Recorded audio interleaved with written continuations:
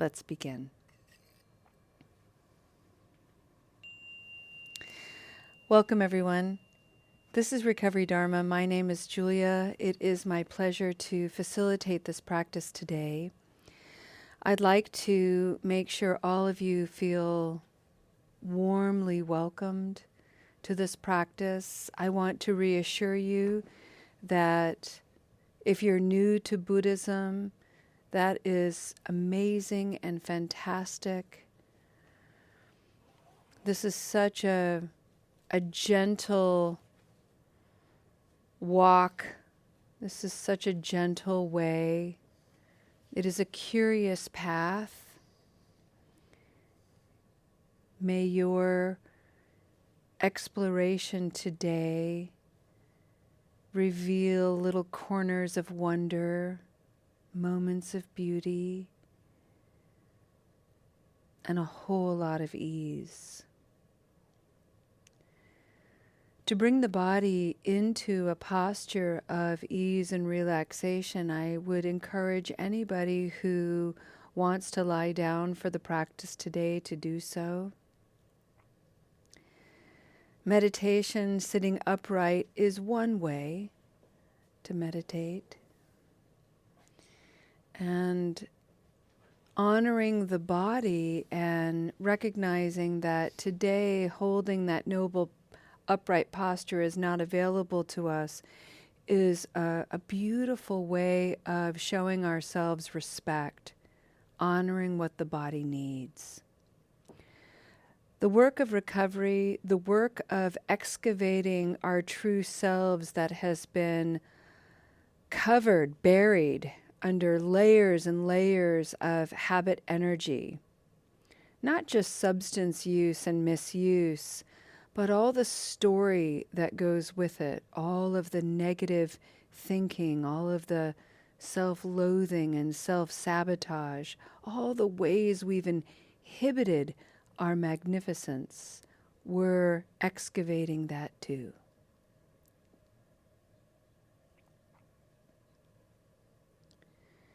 Sometimes we have to take a jackhammer to this endeavor. Other times, what is required is the softest, finest brush.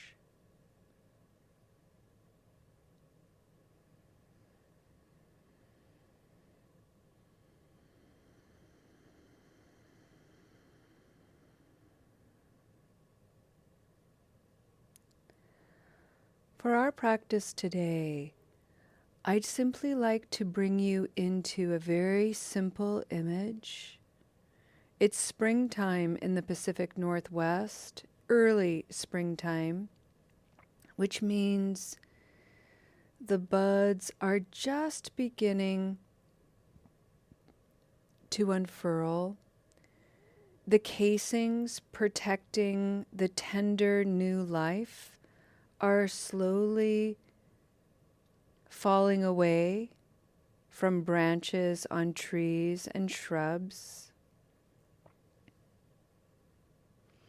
Crocuses have been waking up, and like little spears shooting up from the ground, and as soon as the sun shines, the crocuses open wide to receive the warmth of the sun's kiss 93 million miles away.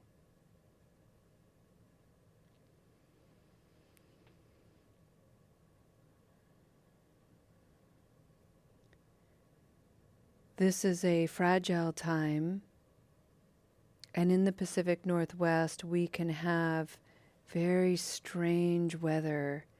For April and May, we can have devastating hailstorms, grapple storms, snowstorms, followed by 60-degree days.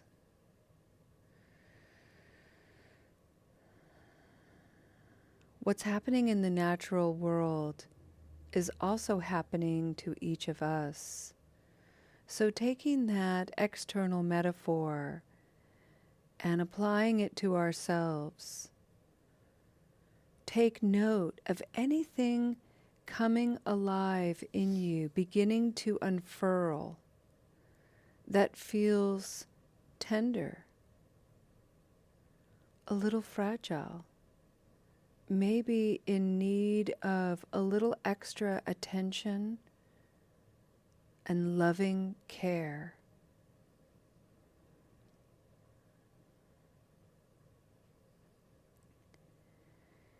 If you're a gardener and you are outside planting early seeds, spinach, peas, and you see the little tender sprouts breaking the surface of the soil, I guarantee you the reaction is the same, which is, oh, little tender seed, hooray, you made it. The magic and mystery of germination in the unseen realm, in the earth, and they know, their consciousness knows to rise toward the sun in the air element. It's amazing. And we do everything we can to protect that little seedling. Out where I live on my farm, we cover it if it's going to be a frost. We put fabric or plastic. We create a little greenhouse effect to make sure that the conditions for this brand new, tender life is safe. Not once do I look at this seedling in its fragile state and think to say to it, you weak, vulnerable, idiot seedling. What is the matter with you? Why can't you be stronger? Why can't you grow faster? But I sure as heck say that to myself. And I've been conditioned to treat my fragility and my vulnerability and those aspects of me that are weak and tender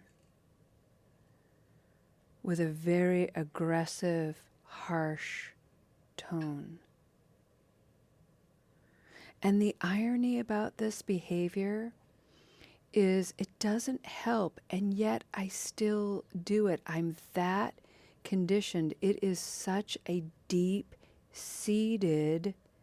habit energy.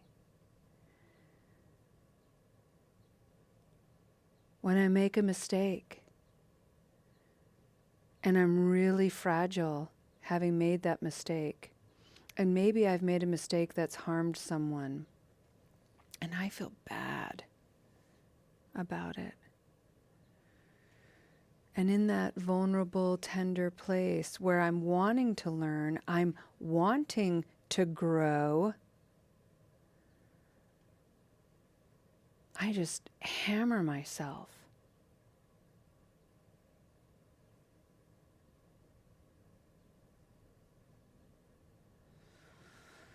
The practice of forgiveness is to recognize the fragile state of an error and that fragile in-between place of when we acknowledge the mistake, acknowledge the error, recognize the unskillfulness, notice the motivation to learn and to grow and to change.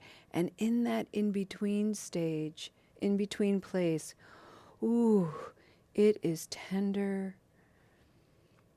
My habit energy is to harden and to armor, mostly because I've beaten myself up.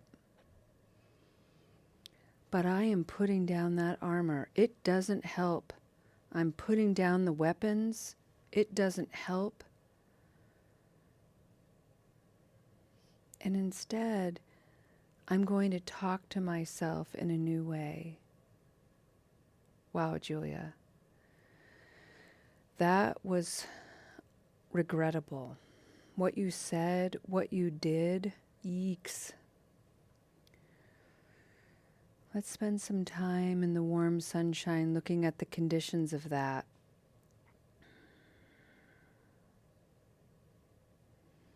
I have no one else to blame but myself. No one else needs to own my error but me. And what am I going to do differently next time? How can I grow from this? How can I unfurl a little more and open to the wisdom of life, always there, ready to teach me, show me, guide me? And how can I take that wisdom into the core of my being, root myself deeper, strengthen my core knowing, repair as needed, keep going, and not make that mistake again. Grow, branch in a whole new way.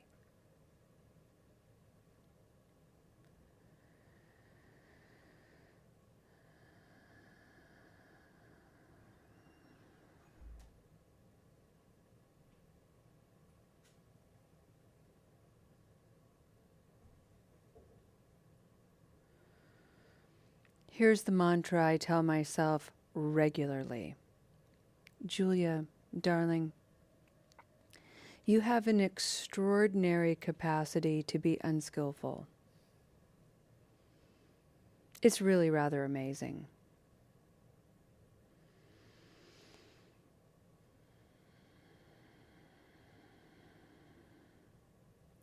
And Julia, darling, you also have the capacity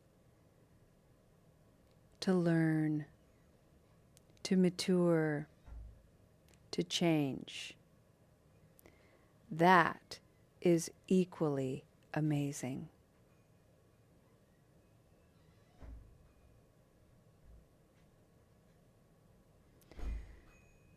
Julia, the fun is going forward. The fun is going forward. Keep going.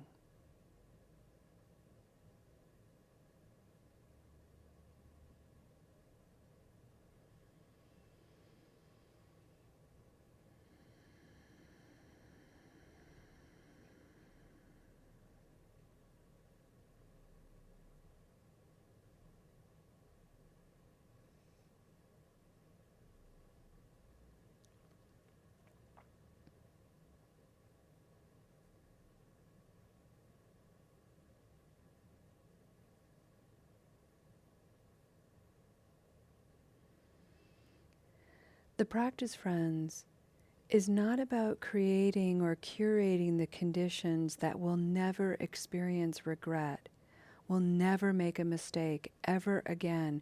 We are so spiritual and so saintly and so holy that we are floating above the earth and this messy human experience.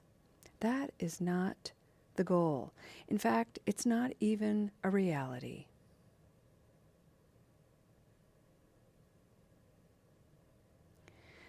The reality is to stay anchored as a whole human being, recognizing your light and your shadow, understanding the conditions of both, maturing in their presence, and bringing that maturity, that growth forward, because there's a motivation deep within us coming alive that says, there is suffering in the world, the first noble truth. There is misery and confusion.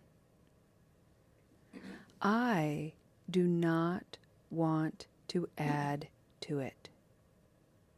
I want to grow and heal it. It begins with me.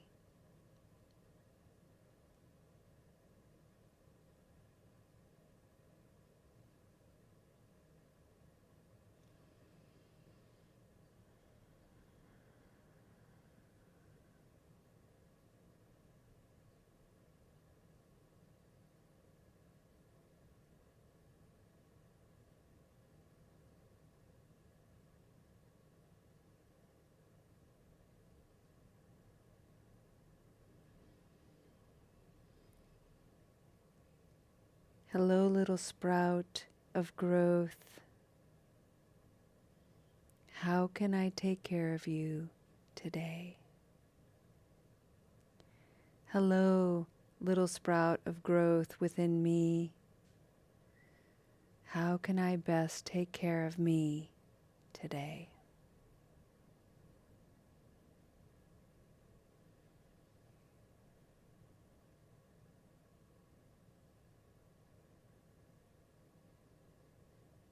Such a beautiful, gentle practice.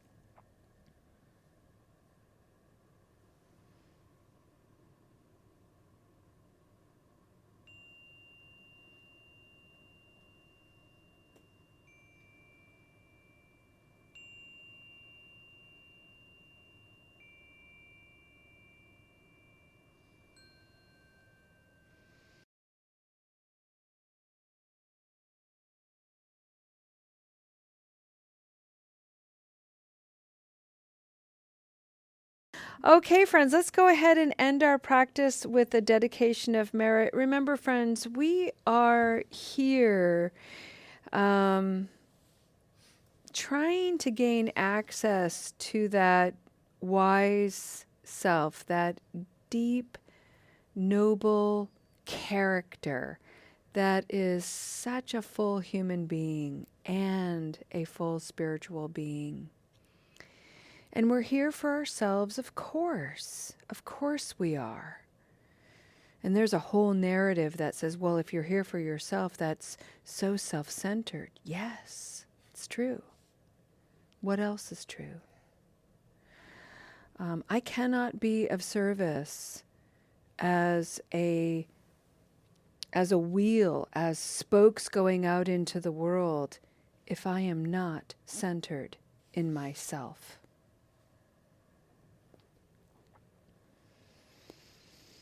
So we are here to learn and grow and open, to be of benefit outward, where the waters are a little bit more tumultuous, the conditions are a little less predictable. We go out, we return. We go out, we return. Over and over and over again. That is the practice. So today we're going to end our practice with some words from Thich Nhat Hanh from his book, Your True Home.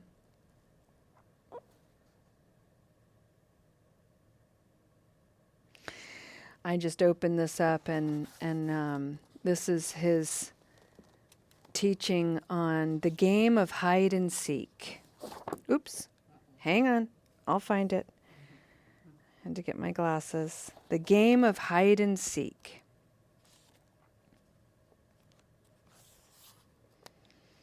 Have you ever played with a kaleidoscope? Just a small movement is enough to make something miraculous appear. A tableau of colors and forms is presented to you, a manifestation. You keep this in view for a few seconds, then you turn the kaleidoscope and another manifestation appears. Should we cry every time one of these manifestations comes to an end? A flower manifests, then disappears, then manifests, then disappears, thousands upon thousands of times.